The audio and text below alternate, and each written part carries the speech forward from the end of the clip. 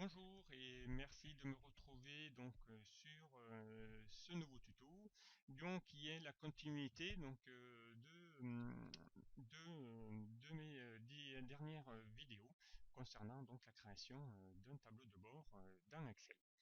Alors nous en étions restés au module précédent, qui était le module 2, ici à la création bien d'une en-tête en insérant bien pourquoi pas ici un logo. Donc tout ça ce sont des formes que nous avons ici insérées, et à l'intérieur on a créé ici un menu interactif qui va nous permettre de pouvoir ici aller de feuille en feuille via notre classeur, voilà ici, grâce au même menu, et ici accéder bien à toutes les feuilles de notre tableau de bord ou de notre classeur. Ensuite, bien, nous avions ici prévu la création d'une zone où on a y inséré des outils de tableau qui va afficher via aussi une forme l'insertion de l'heure et de la date du jour. Et en dessous, deux boutons que nous avions créés pour pouvoir ici voilà, faire un lien avec un site web. Donc ce sera aussi bien le site de l'entreprise en question. Et ensuite, l'étape que nous avions réalisée, c'est ici de réaliser une liste déroulante qui va afficher les mois calendaires, voilà, d'une année, pour pouvoir ici, une fois qu'on aura sélectionné ici le mois, nous allons ici y mettre nos indicateurs. Sur ce nouveau module, module 3, on va bien continuer à finaliser notre tableau de bord et notamment à y insérer des graphiques. Donc ici, si je repars ici sur l'exemple de départ, voilà ici nous avions bien créé un graphique sous format courbe et qui va représenter ici l'évolution des ventes sur les années 2014 et l'année actuelle. Donc ici, pour réaliser ce graphique là, on va de nouveau aller récupérer ici nos données, puisqu'elles se trouvent toujours au même endroit. Ici, on va sélectionner tout notre tableau. Donc voilà, on va éviter de prendre les variations. Et on va ici, dans l'onglet insertion, dans les outils groupe graphique, ici, sélectionner ici notre graphique de style courbe. Voilà. Et ensuite, on va ici modifier nos données concernant ici voilà, nos données. Alors ici, on va ici modifier, ici mettre à jour la série de données. Voilà, on va ici mettre en cours et pourquoi pas ici formater nos données. Donc on va aller directement ici sélectionner nos données. Donc la série 1, on va ici la modifier. Donc ici, ça sera ici mon année 2014. Mes données, donc ici, ça sera voilà toutes mes données ici qui va être égal ici à mes données. Voilà. Ensuite, on va évidemment ici modifier ici notre série également. Ici, nous allons dire que c'est l'année 2015 et la série qui va être égale aux données correspondantes à l'année 2015. Voilà. Et ensuite, pour les périodes, on va aussi modifier les données. Évidemment, on va ne prendre que les mois. Voilà. Et nous avons ici notre graphique style en courbe qui va nous permettre ici de pouvoir créer notre graphique. Alors le graphique, on va évidemment le déplacer. Donc on va le sélectionner, on va faire un CTRL X, on va se remettre ici sur notre tableau de bord et on va ici faire un CTRL V. Voilà, pour essayer ici de le déplacer. On va essayer évidemment de l'agrandir, faire en sorte, ici pour l'agrandir évidemment on va se mettre sur les extrémités. On va ici se mettre voilà, une courbe. Voilà. Ensuite, ici, on va essayer de personnaliser un petit peu notre graphique. Donc ici, la légende, on va essayer de la déplacer. Donc la légende, on va la mettre, afficher la légende au-dessus. Voilà. On va, pourquoi pas, essayer de l'accentuer. On va la mettre en gras. Ensuite, on va y insérer, pourquoi pas, toujours dans les outils de graphique, dans l'onglet disposition, on va y insérer un titre, un titre voilà, qui va se mettre au-dessus de notre graphique. Ici, on va mettre évolution, voilà, évolution des ventes. Donc voilà, N-1 versus l'année N, et on va valider par entrée. Voilà, Voilà, donc ici, eh bien, on va pareil mettre après un peu de mise en forme si on le souhaite. Voilà, donc on va peut-être agrandir un peu le titre. Ensuite, bien évidemment, vous aurez compris, donc les objets, ça se déplace. Voilà. Donc ici, on va pouvoir ici déplacer. Ensuite, on pourrait bien ici personnaliser. Donc ici, si je sélectionne mon axe vertical, je vais pouvoir le mettre en gras. Pareil ici, mon axe horizontal, je vais le sélectionner en cliquant dessus et mettre en gras. Voilà ici, donc on va essayer ici de rendre notre graphique un peu plus adéquat. Donc ici, on va essayer bien pareil d'insérer un peu bien une bordure. Je vous ai dit, donc on va essayer de pouvoir bien mettre en forme un petit peu toutes nos données. Et essayer de mettre des cadres, voilà, essayer de définir des zones dans votre tableau de bord.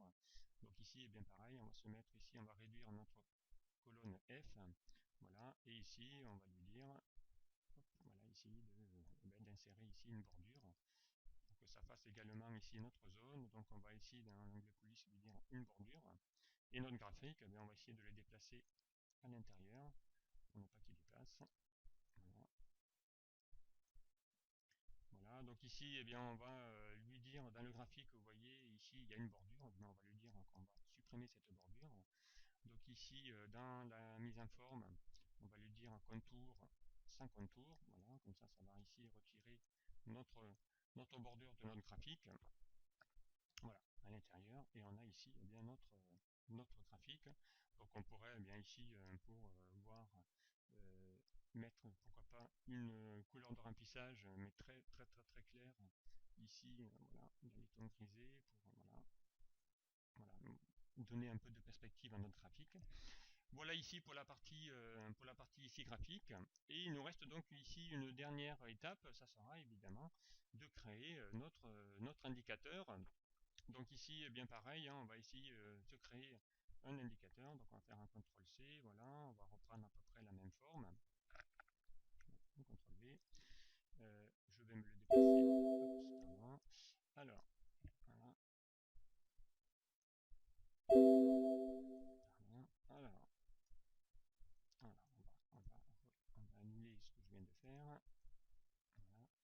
Donc on va repartir sur ici un copier, et on va se positionner effectivement sur la bonne colonne, et on va faire ici un coller.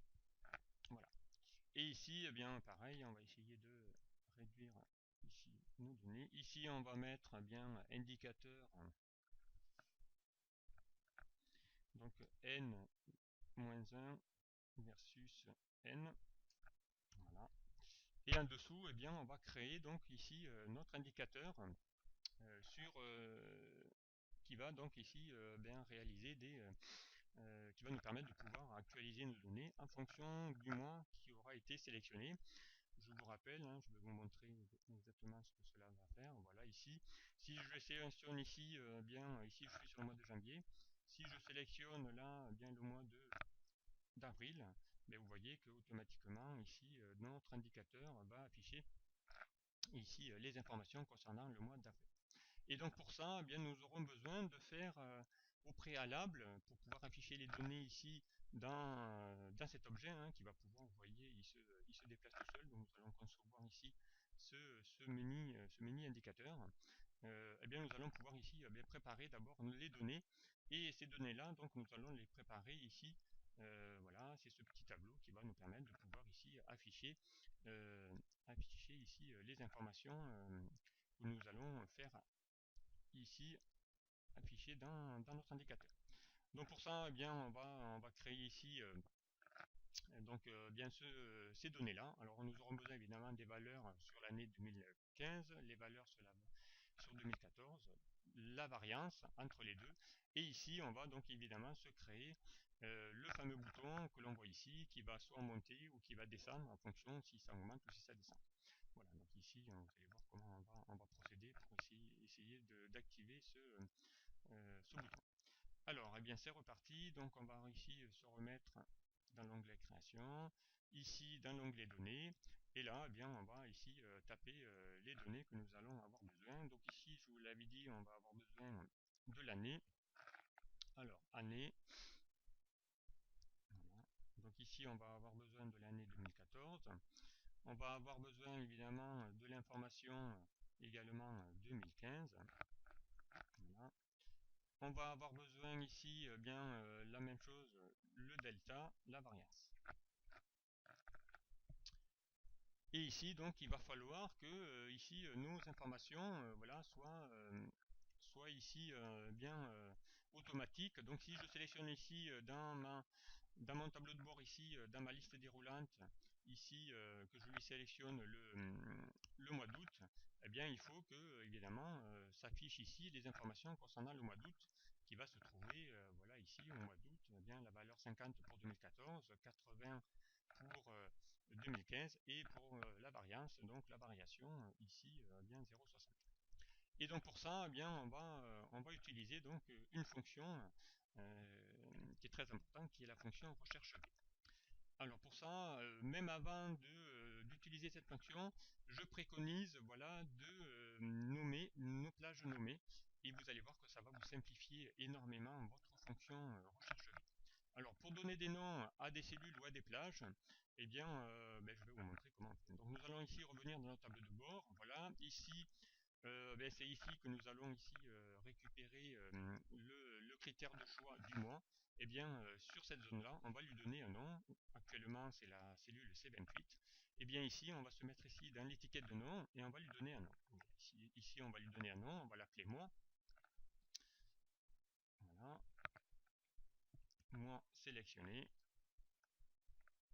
mois sélectionné. Et on valide par entrée pour lui donner un nom. Ensuite, eh bien, je vais également donner un nom à mes données, et vous allez voir que ça va être aussi beaucoup plus intéressant. Donc je vais ici sélectionner mon tableau, et ici donc ma base de données, ma source, hein, et je vais lui donner un nom, et ici on va l'appeler ma table source, voilà, et je fais entrer. Voilà, donc ici j'ai les informations que je vais avoir besoin pour pouvoir ici utiliser. Alors, l'utilisation de la fonction recherche V, comment elle fonctionne? Eh bien, on va taper d'abord égal, puisque c'est une fonction. Recherche, donc ici vous avez trois fonctions de recherche, la fonction recherche tout court, fonction recherche H pour une recherche horizontale, et une recherche V voilà, pour une recherche verticale. Donc ici, je vais cliquer deux fois. Si nous ne savons pas comment fonctionne cette fonction, je vous préconise d'utiliser ici voilà, les arguments de la fonction et l'aide en ligne qui va vous expliquer ce que fait déjà la fonction et ensuite nos arguments correspondants. Donc ici la fonction recherche V, hein, je suis bien ici dans la fonction recherche V, elle cherche une valeur dans la première colonne de gauche d'un tableau, puis renvoie une valeur dans la même ligne à partir de la colonne spécifiée. Donc ici, la valeur recherchée, eh bien, on a dit que ça sera ici notre valeur qui va se trouver dans notre cellule du mois sélectionné. Et donc ici, voilà, elle se trouve ici. Ici, c'est le mois sélectionné. Donc, si je clique dessus, eh bien, il a trouvé de suite le nom que j'ai donné, puisque c'est le mois sélectionné. Ensuite, le deuxième argument, il a besoin de quoi?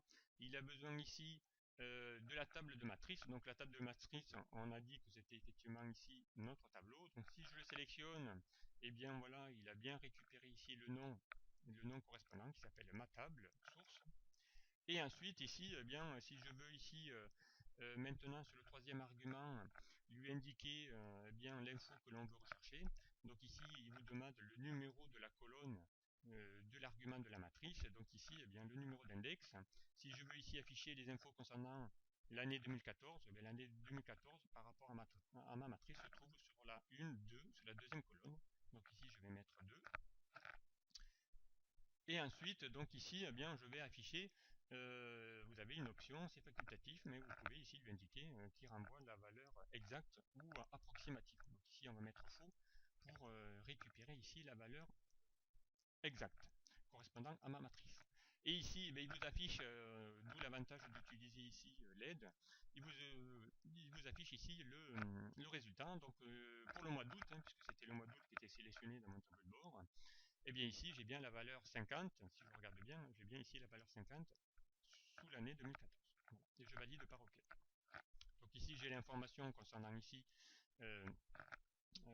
l'année 2014, et bien pour 2015 je vais faire la même chose. Alors voilà, je vais faire ici un copier, vu que j'ai donné des noms à mes zones ou à ma cellule, eh bien ici je peux donc faire un copier de ma cellule, si ce n'est que évidemment ici il va falloir juste changer non plus ici lui dire que je travaille ici sur ma colonne 2, mais puisque je suis ici sur l'année 2015, eh bien dans ma matrice l'année 2015 se trouve sur la troisième colonne, donc voilà, à la place de 2 je vais mettre 3, et là il vous affiche 80 puisque on est bien d'accord, hein, en place 2015 nous avons bien ici la valeur 80.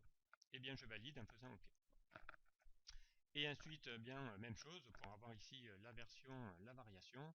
Donc là, si je refais fx, eh bien là on est d'accord, hein, ce sera la quatrième colonne. Et là il vous affiche ici, voilà, les infos 06. Voilà ici, donc on a ici eh bien, les infos concernant eh bien, le choix et le critère. Donc ici, eh bien, on va faire un petit peu de mise en forme. Voilà. On va mettre ça voilà, dans des petits tableaux. Et ensuite, donc, eh bien, on aura besoin effectivement ici de l'augmentation. Donc ici, si je reviens dans mon exemple que j'ai réalisé, donc ici, eh bien, on aura besoin, voilà, ici de l'information concernant bien mettre ici si ça monte ou si ça descend. Donc afficher ici le triangle qui va soit monter si ça augmente ou si ça descend. Voilà. Donc ici, eh bien, pour réaliser ça, eh bien, je vais revenir ici sur mon tableau. Et je vais ici lui dire donc le up down, voilà. Le up down il va faire quoi? Donc bien je vais aller ici lui sélectionner, donc vu qu'on veut afficher, on est d'accord dans le tableau de bord, un petit triangle qui va monter ou descendre, et bien on va aller ici insérer un symbole qui va donc correspondre ici à ici donc alors pour aller insérer un symbole je vous rappelle, hein, donc on va aller dans l'onglet insertion, ici symbole.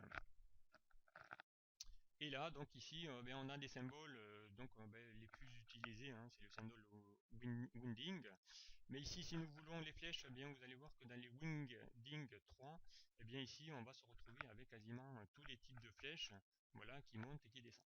Voilà. Et notamment ici, eh bien, la flèche, voilà, qui monte et qui descend. Donc, on pourra ici sélectionner celui-ci. Voilà. On va insérer ici le symbole et on va faire enfermer. Voilà. Donc ici, eh bien, vous allez voir que bien, voilà, je vous dis, hein, un symbole, c'est un caractère. Donc ici, il vous insère ici le symbole et il vous dit ici à quoi représente le symbole. Donc c'est la lettre P. Voilà, c'est la lettre P qui va ici vous dire, eh bien, ici ça monte. Et pour avoir la flèche qui descend, eh bien, quand on ne le sait pas, donc un moyen de le savoir, hein, c'est d'aller faire insertion, symbole. Si je veux ici connaître la lettre correspondant à ma police winding 3 et qui correspond à une flèche qui descend, ben, je fais insérer, je fais fermer, et là, ben, il va vous dire que la flèche qui descend, c'est la lettre Q. Okay, voilà, donc ici on a bien la lettre P et la lettre Q qui descend. Donc ici, eh bien, on peut de nouveau, voilà, insérer. Voilà, up down, et on aura les deux. Par contre, donc voilà, ce qu'on va nous devoir faire, c'est que ici la flèche puisse s'actualiser. Voilà, si une flèche qui monte lorsque la valeur de la variation est positive, et si c'est négatif, eh bien il faut que la flèche descende. Et donc pour cela, eh bien, il va falloir mettre une condition qui va nous dire eh bien, si ici la valeur est supérieure à 0, dans ce cas-là, eh bien, la flèche va monter, et si c'est inférieur à 0, et bien évidemment, ça sera négatif, donc la flèche descend. Donc ici, il va falloir rajouter dans notre cellule une condition, donc, et la condition se fait par un si. Et donc, bien, pour réaliser ici la condition, bien, la condition, hein, elle va se créer ici avec la fonction si, donc on va faire égal si. Égal si quoi? Donc on va lui dire que si la valeur, donc ici, eh bien 2015 est supérieure à la valeur qu'il y a dans 2015, dans ce cas-là, la condition, si la valeur c'est vraie, bien évidemment, on va mettre ici la flèche qui monte, donc c'est-à-dire le caractère P. Et sinon, eh bien, on va lui mettre ici le caractère Q, puisque ça sera celui qui descend. Et je ferme ici ma parenthèse de ma condition et je valide par entrée. Donc ici, eh bien, vous voyez que ben, par défaut ça monte, mais si je sélectionne ici par exemple le mois d'avril qui va descendre, donc ici si je reviens ici sélectionner mon mois d'avril, voilà, il est un peu plus haut, je mets mon mois d'avril, bien, eh bien vous voyez que là la flèche est descendue puisqu'elle a considéré que 2014 était supérieur à 2015 et donc du coup il y a une baisse et donc évidemment ma flèche va descendre. Voilà ici tout simplement en utilisant ici une imbrication de scie. Alors je ne l'ai pas fait également, mais ici il va falloir évidemment afficher eh bien ici éviter qu'il y ait des erreurs, hein. Exemple ici pour le mois d'avril, hein, si ici je supprime le mois d'avril, vous allez voir que ça va évidemment générer ici des erreurs un peu partout. Donc ici pour éviter ça, eh bien, et que du coup on retrouve ces infos dans notre indicateur, puisque du coup il ne va pas trouver, notre recherche V ne trouvera pas s'il n'a pas ici les bonnes valeurs de la table. Eh bien on va ici rajouter devant la formule recherche V donc une gestion d'erreur, et cette gestion d'erreur elle va se faire avec un si erreur. Voilà, il y a une fonction qui existe qui s'appelle si erreur. Si erreur, il vous dit, eh bien voilà, si s'il y a une erreur, eh bien dans ce cas-là, on y affiche d'abord la formule. Sinon, donc eh bien, on lui mettra ici une erreur. Et donc pour mettre une erreur, autant lui mettre ici un champ vide, et je ferme ici mon parenthèse de mon si erreur. Et ici, ça vous permet de pouvoir ici, eh bien, éviter les erreurs. On va le mettre évidemment pour mes autres formules. Donc ici, je vais mettre si erreur. Donc là, je vous recommande, hein, lorsque vous faites des recherches V, d'utiliser cette fonction recherche si erreur qui vous permettre d'éviter bien toute erreur. Donc ici, pareil, hein, si erreur. Voilà. Je fais ma fonction, sinon, eh bien, s'il y a vraiment réellement une erreur, eh bien dans ce cas-là, on va lui mettre un champ vide. Voilà. Et pour vous en convaincre, bien évidemment, je vais refaire la même chose, je supprime April. Vous voyez que dorénavant, ici j'ai des champs vides, donc ça sera beaucoup plus propre que de mettre ici erreur NA. Voilà, donc ici ça vous permet de pouvoir gérer ici ce type d'erreur.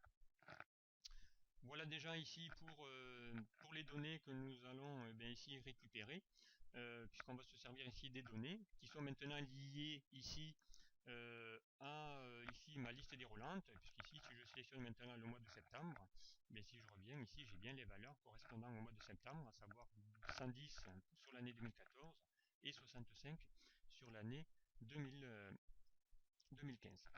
Voilà, donc ici eh bien, on a à peu près toutes les infos correspondantes à nos besoins.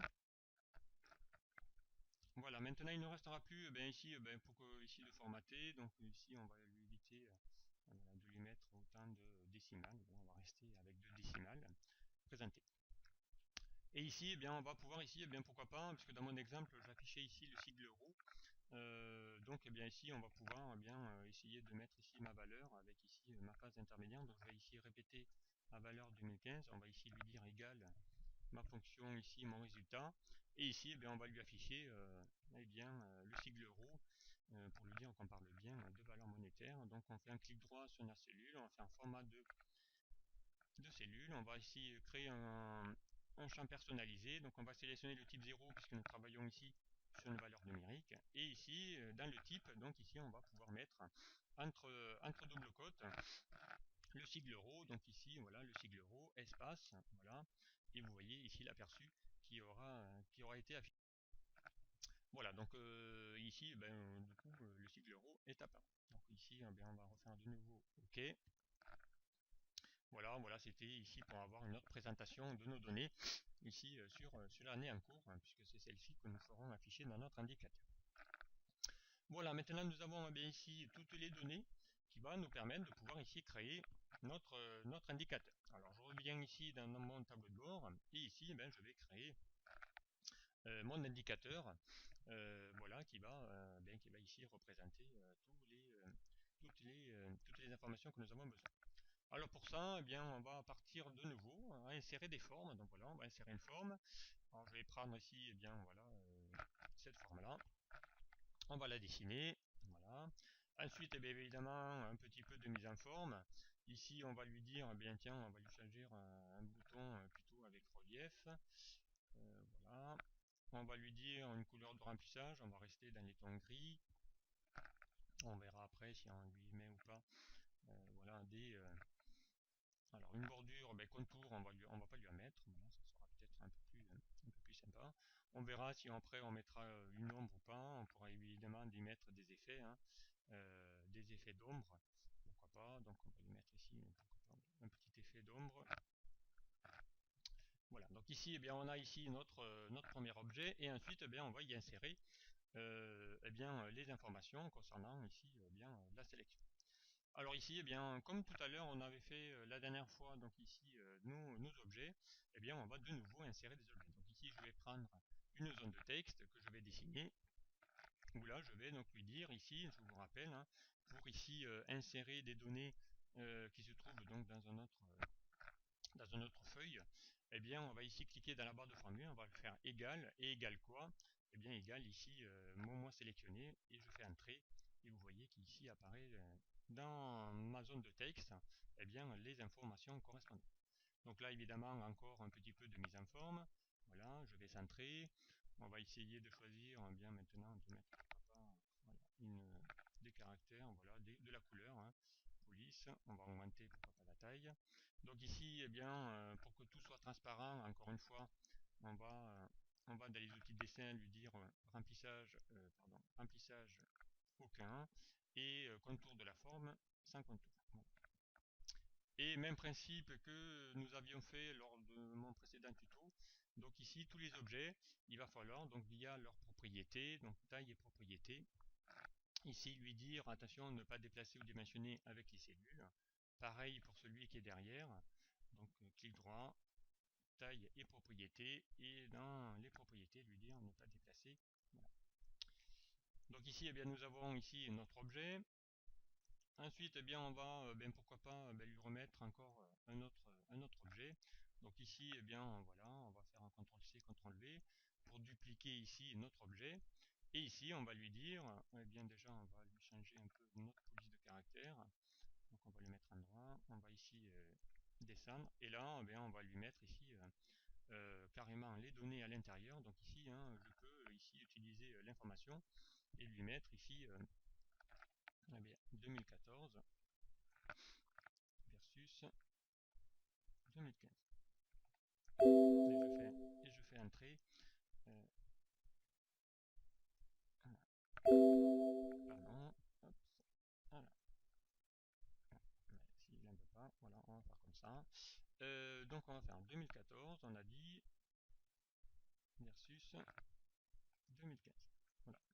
Donc après, évidemment, il y a un petit peu de mise en forme à mettre. Donc voilà, ici, on va pas le mettre aussi grand. Voilà. Lui, même principe.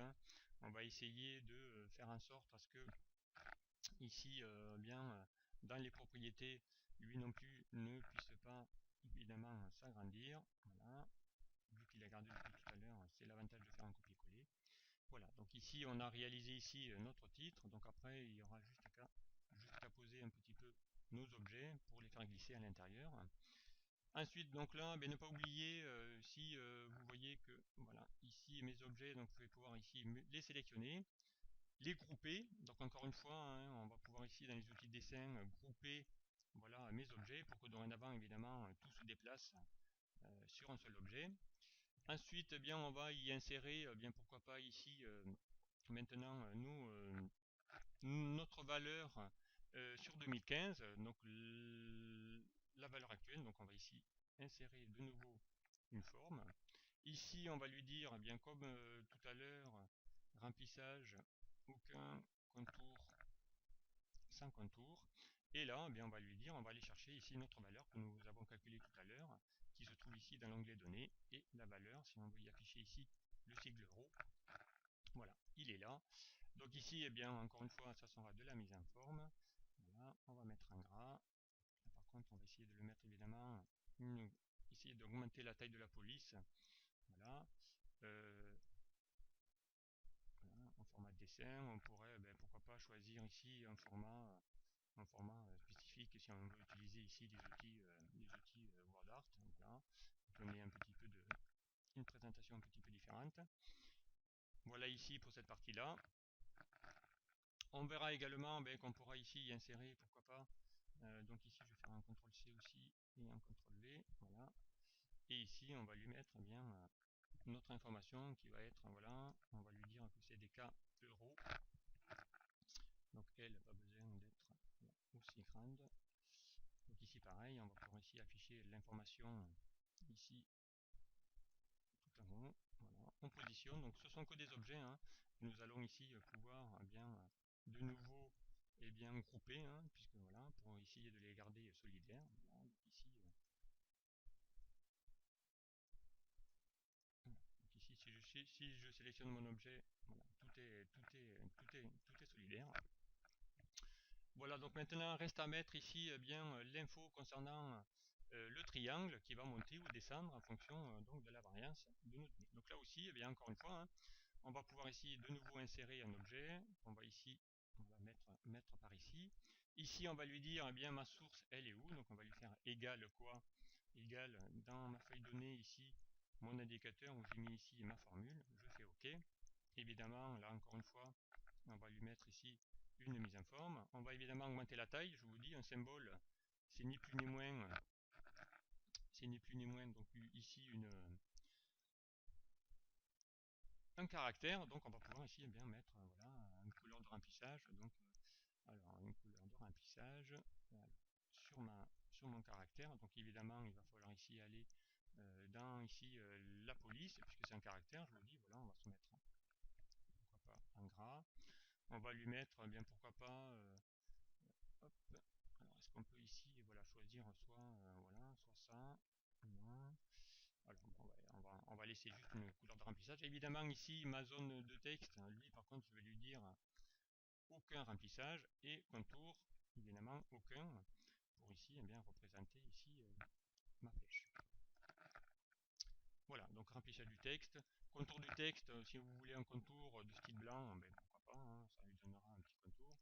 On pourrait même augmenter encore un peu plus la taille. Voilà. Voilà. Ici, ça s'affiche à l'intérieur. Voilà. Ici, on va évidemment centrer notre objet. Voilà, donc encore une fois, hein, propriété, et on va lui dire évidemment, dans les propriétés, ne pas déplacer. Voilà, avec les objets. Donc ici, on a cet objet-là plus celui-ci, que l'on va de nouveau grouper, pour n'en faire plus qu'un. Donc ici, pardon, voilà. Donc là, normalement, tout l'objet doit venir, voilà, tout vient. Alors, je vais peut-être dupliquer ici mon objet plusieurs fois tout à l'heure, voilà, je me déplace. Voilà. Ici, j'ai bien ici tous mes objets, dans tous mes indicateurs qui se mettent également à jour. Donc ici, faisons un test. Ici, si je sélectionne, je ne m'en rappelle plus le mois de juin, voilà, donc ici ça monte. Octobre, ça descend. Et voilà, août, ça remonte. Donc ici, on a bien les informations qui fonctionnent bien. Il ne reste plus qu'ici à y insérer notre variance. Donc encore une fois, on va insérer de nouveau une petite forme, voilà, une étiquette qu'on va dessiner de nouveau, voilà, qu'on va positionner. On va essayer de l'agrandir. Et on va essayer d'y mettre à l'intérieur la variance entre l'année N-1 et l'année, donc égale, et ça cette info, nous l'avons ici dans l'onglet données, et ici c'est notre delta, donc voilà, on va sélectionner le delta, on va faire OK.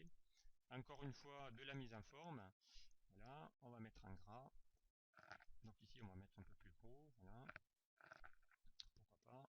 Ici dans les outils, on pourra essayer de donner un caractère, voilà, peut-être pas comme celui-ci, donc on va laisser peut-être un gras, voilà. Et ensuite, toujours la même chose, remplissage de la forme, aucun pour la rendre transparente, contour de la forme, sans contour, et encore une fois, hein, propriété, pour éviter qu'évidemment ça s'agrandisse en même temps, ne pas, voilà. Et ici, donc on a ici l'information concernant la variance de mon indicateur. Donc ici, on pourrait ici, pourquoi pas, redéplacer un petit peu pour essayer de centrer tout ça. Voilà, donc ici, maintenant, j'ai plus qu'à sélectionner mon objet, l'objet qui est là, et de faire de nouveau grouper. Et là, voilà, ça y est, nous avons ici notre indicateur que nous pouvons ici déplacer en un seul morceau et qui va donc s'actualiser en fonction ici de ma liste déroulante. Donc ici, si je choisis le mois d'octobre, voilà, ça a baissé, la preuve, c'est négatif. Voilà, je remonte, juin, voilà, et ici, on a évidemment notre indicateur ici qui va ici s'afficher. Et l'indicateur, on pourrait évidemment, pourquoi pas, le réduire, puisque maintenant tout est solidaire, on peut le déplacer où on le souhaite. Voilà comment on réalise ici un petit indicateur très simple à utiliser et qui va vous permettre également ici d'afficher ici les infos. Voilà, donc maintenant mon tableau de bord est maintenant finalisé. Ensuite, il ne restera plus qu'à créer, pourquoi pas, une petite macro si on veut ici imprimer notre tableau de bord. Donc on pourrait évidemment créer une petite macro qui va essayer ici d'automatiser cette impression. Voilà. Donc ici, on pourrait ici faire d'abord la mise en page. Donc ici, on va faire un petit aperçu. Vous voyez que là, il y a encore des petites choses à faire. Donc ici, on va aller dans l'onglet mise en page. On va le mettre en mode ici. Voilà. Évidemment, on va lui ne pas afficher ici les infos que nous lui avons ici, qu'on s'est servi pour mettre évidemment ici nos dates. Donc ici, on peut revenir ici dans l'onglet accueil et ici, on va définir notre zone d'impression. Si on veut que effectivement ça rentre ici dans notre tableau. Voilà, ici ça sera, donc ici on va lui dire que ça sera notre zone d'impression. Voilà, définir. C'est ma zone d'impression. Donc maintenant, si je fais ici un aperçu, voilà, je n'ai plus que ici l'information de mon tableau de bord uniquement. Une fois que c'est ici, on va pouvoir ici faire ici une petite macro que nous allons ici ensuite affecter à ce bouton qui était prévu, que nous avons créé lors du précédent tuto. Et donc pour ça, on va faire, voilà, sans avoir à connaître les codes, on va faire un petit enregistrement de macro. Donc pour ça, on va faire affichage. On va ici lui dire, ici dans le dernier macro, enregistrer une macro.